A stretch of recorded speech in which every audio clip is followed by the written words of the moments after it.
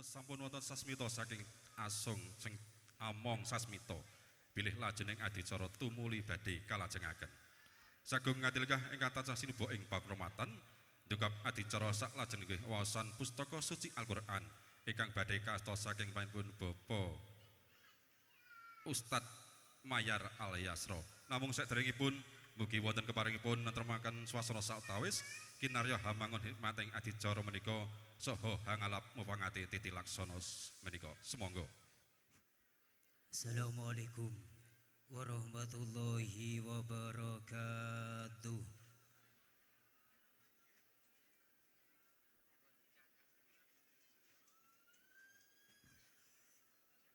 A'udzu billahi minasy syaithanir rajim.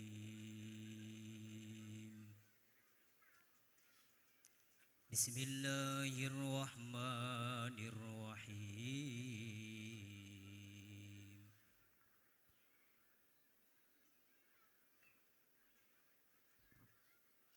Wa min ayatihi an khalaqa lakum min anfusikum azwaja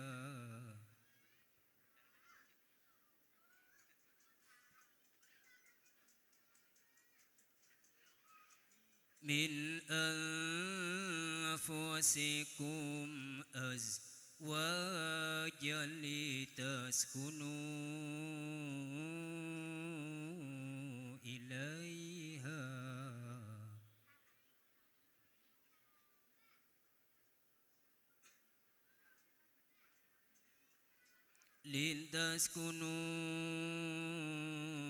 ilaiha ja'ala bainakum mawaddatan wa rahmah.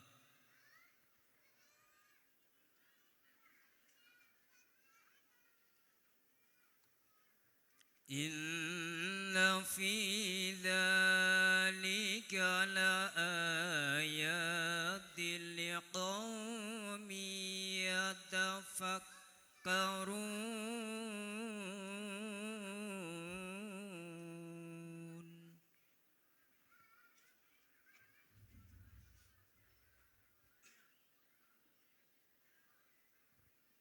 Wa min ayatihi khalaqus samawati wal ardi wa ikhtilafu alsinatikum wa alwanikum.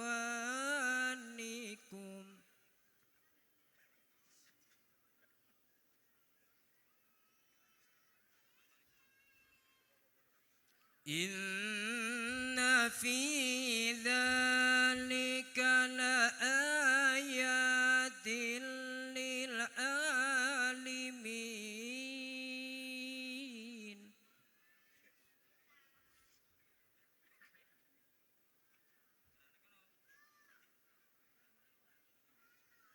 Wa min ayatihi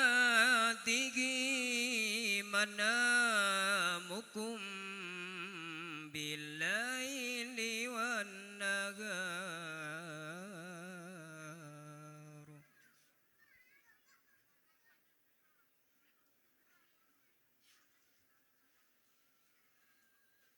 Bil-laili wan-nahari wabtighaukum min fadli.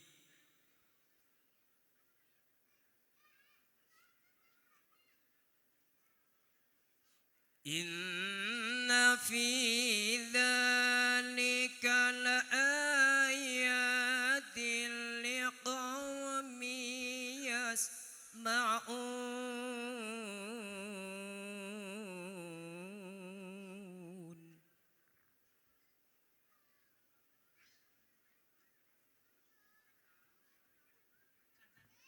Wa min ayatihi yurikumul barqa khawfan wa tama'an.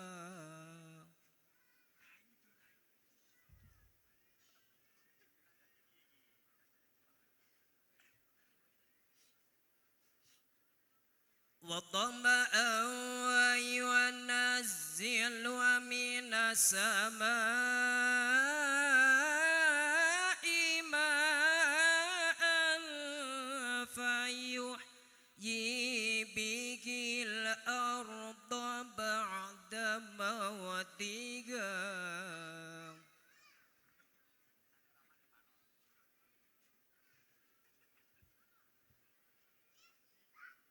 إن في ذلك لآيات لقوم يعقلون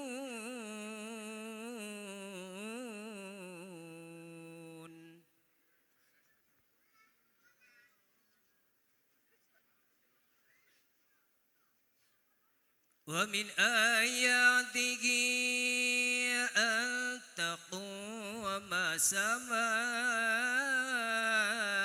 والأرض بأمره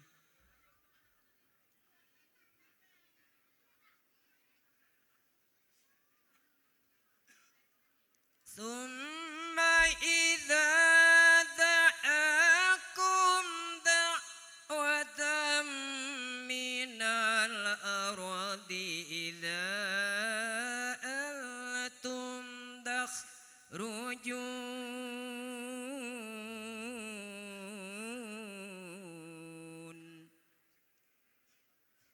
وله ما في السماوات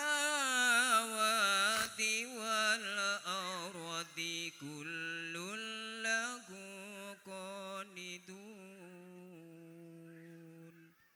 صدق الله العظيم آخر كلام اهدنا الصراط المستقيم والسلام عليكم ورحمة الله وبركاته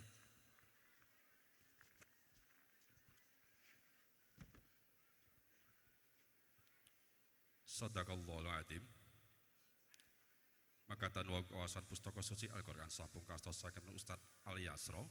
Senadyan sampun paripurna lamar-lamar tasih kapiyarsa ungele wonten ing Himantaka Pratandha. Katrima pamintanen ingkang hamangga gati saha Allah paring barokah wonten ing pahargyan ing ari kalenggan siang punika. Sagung ngendhegah ingkang tansah sinuba ing panghormatan ngancik adicara saklajengipun nenenggih atur pambagayarja Yuwana Basuki Sugeng Rawuh saking keluarga ingkang hamangga gati. Estunipun saking panjenengan Bapak Gunawan Soleh.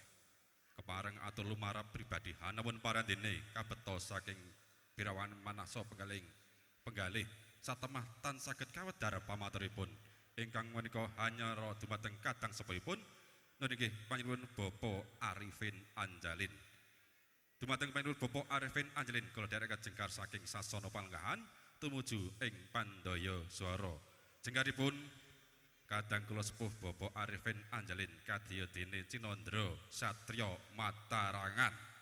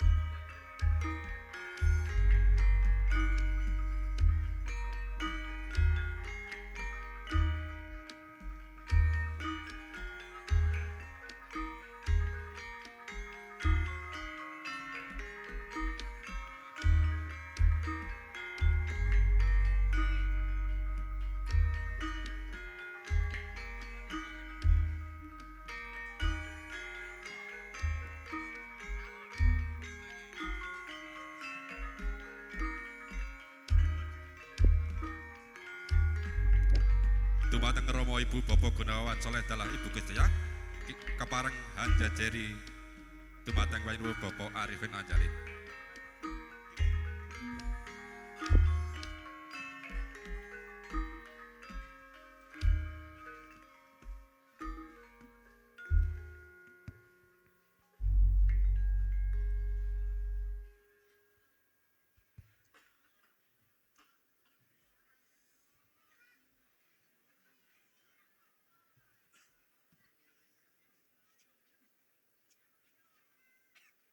Assalamualaikum warahmatullahi wabarakatuh. Alhamdulillah. Alhamdulillahi rabbil alamin. Assalatu wassalamu ala asrafil anbiya'i wal mursalin. Sayyidina wa maulana Muhammadin wa ala alihi wa ashabihi ajma'in amma ba'du. Nugroho miwah sih kawelasaning Gusti ingkang Maha Agung, ingkang aprasasat banyu mili, mugi tansah tumedhak tumanduk kajiwa kasalira dumateng panjenengan sedaya dalasan kawula. Sumrambah dumateng keluarga Waradin sagung dumadi Widodo Liskala. Nuwun kawula nuwun. Para pepunden, para sesepuh piyang pinisepuh ingkang satuhu sampun pono ing pamawas nebda ing pitutur. Ugi ingkang tansah nindakaken pring warahing kautaman kinarya tepa palupining putra wayah ingkang tuhu kinabekten.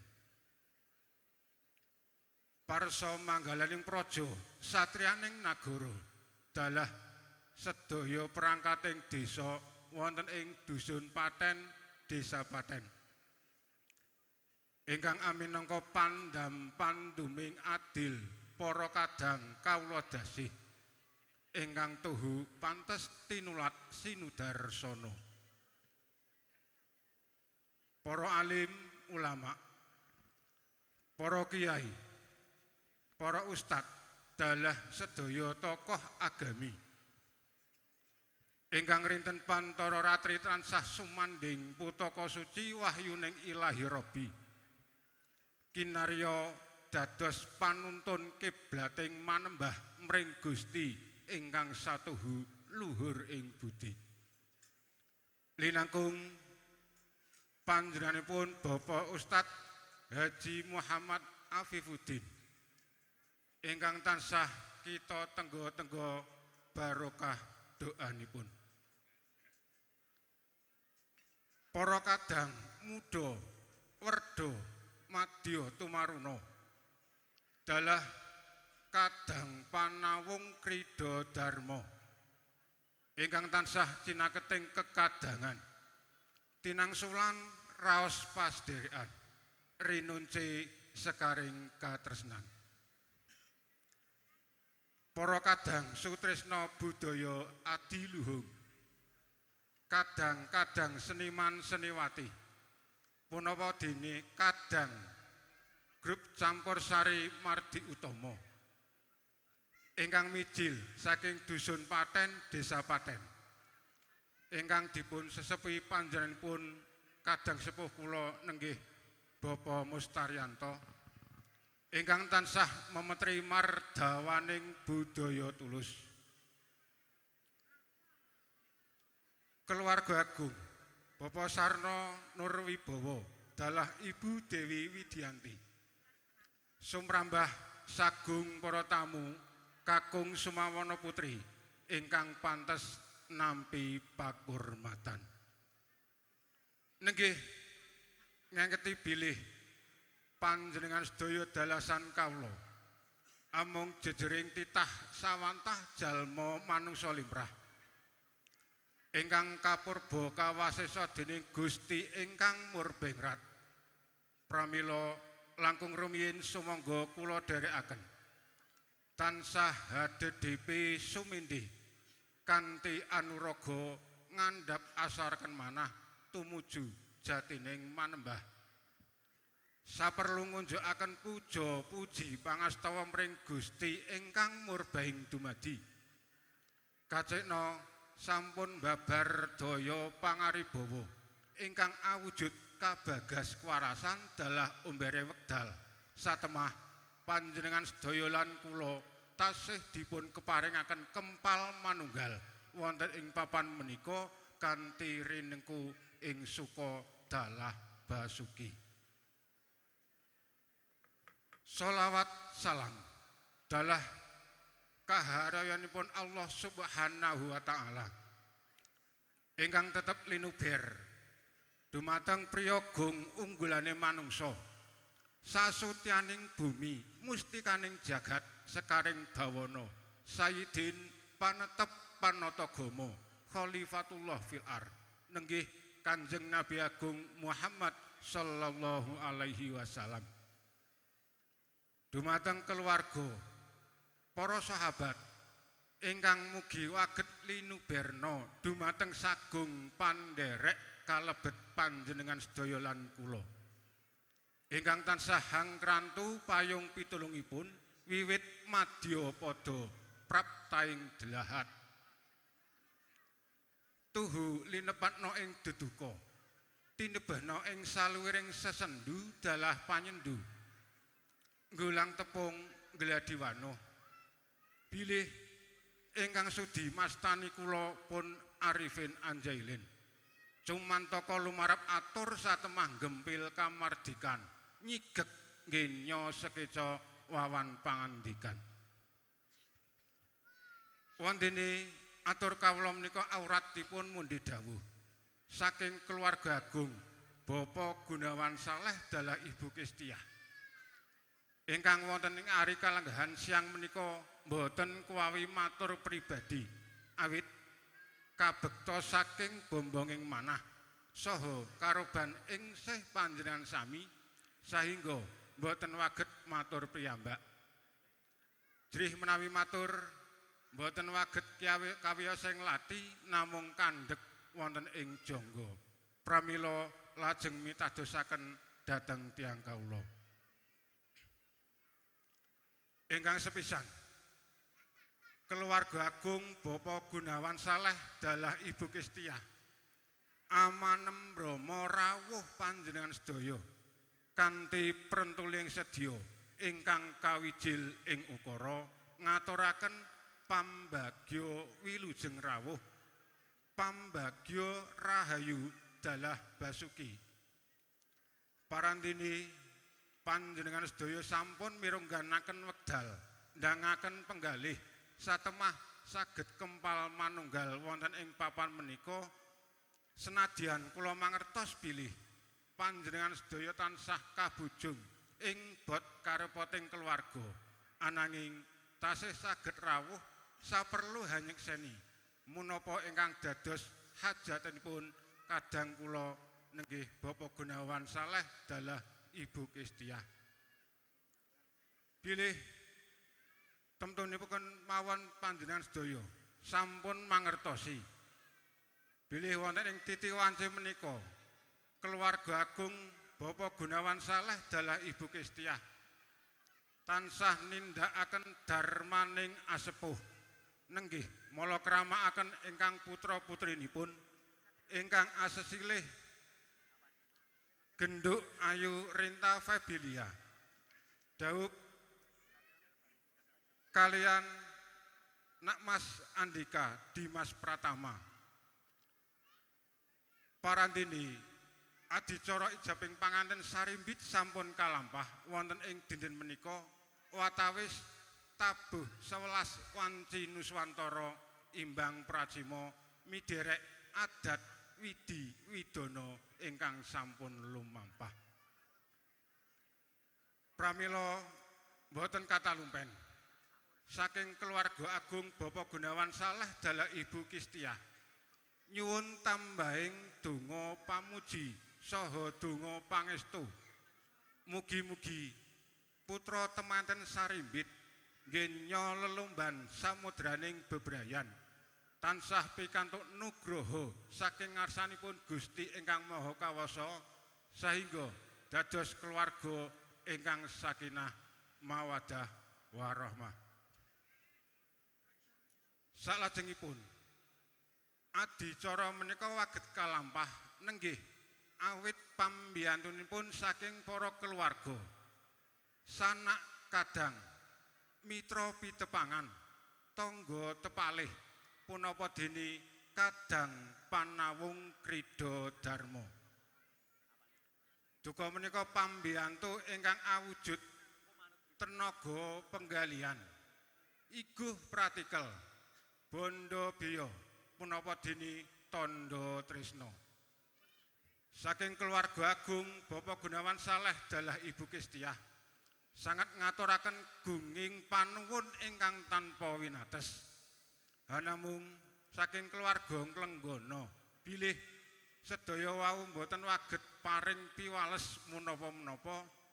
Hanamung nyuwun dhateng ngarsanipun Gusti ingkang Maha Kawasa mugi-mugi sih kadarman panjenengan sedaya tansah pikantuk lelintuk ingkang satraju miwah bebingah ingkang malimpah-limpah.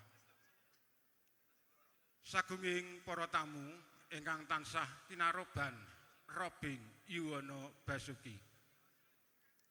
Saking keluarga agung Bapak Gunawan Saleh dalah Ibu Kestiah saestu ngrumaos kuciwa ing manah awit anggenipun hangadani saha nampi rawuh panjenengan sedaya temtunipun kathah kirang ing samukawis. Duka menika kirang gupuh aruh ingkang kurang wanuh lungguh ingkang kirang mungguh menapa dene suguh ingkang kirang lawuh. Ingkang sedaya wau boten waget ndamel suka renaning panggalih panjenengan sedaya saking keluarga agung Bapak Gunawan dalah Ibu Kestiah Klenggana nyuwun lumunturing samudra aksama. Kados namung mengkaten ingkang waget kawula aturaken ingkang aminangka talanging basa saking keluarga agung Bapak Gunawan Saleh dalah Ibu Kestiah Purwa Madya Wasana kathah kalepatan awit kirang pono pandhapu ing basa kirang runtut wijiling ukara kathah atur ingkang kelantur-lantur kawula amung sedah Siti Boga binuntel roning kalapa Klenggana mugia sagung para tamu sedaya kersa hangkluberaken jaladri aksama ing wasana kula pungkasi wassalamualaikum warahmatullahi wabarakatuh.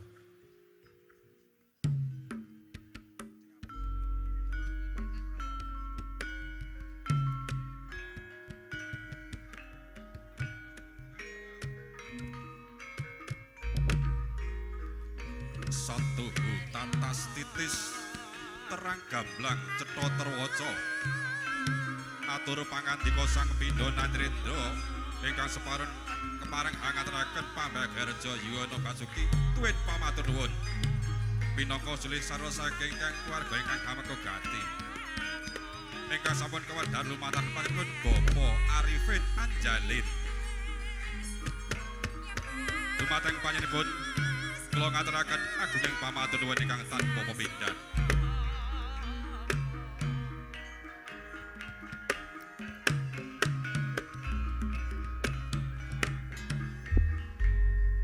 Sagung adelenggah kakung putri senedahan ingkang tansah sinuba ing pakurmatan.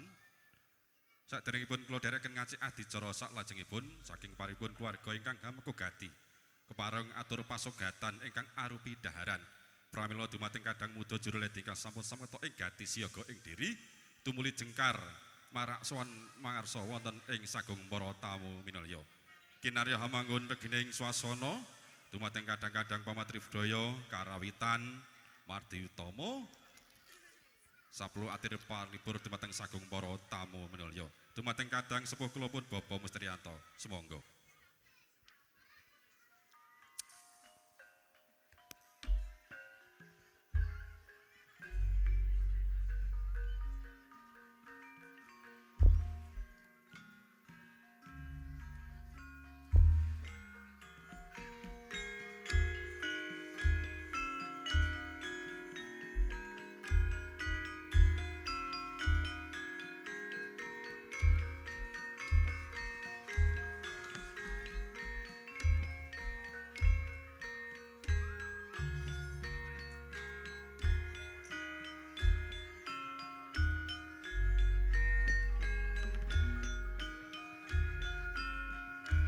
sagunging para kadang sebuah katanganan ingkang sampun anampi atur pasugatan kalau suwun angkara hapi kanthi mardikaning penggal parantine ingkang dereng nampi kalau suwun angkranto sak untawis dumateng para kadang-kadang juradi kalau suwun sumangga lumebet wonten ing sasana pawiwahan kanthi cukat trampil trenggidas setiti ngati-ati alon-alon waton kelakon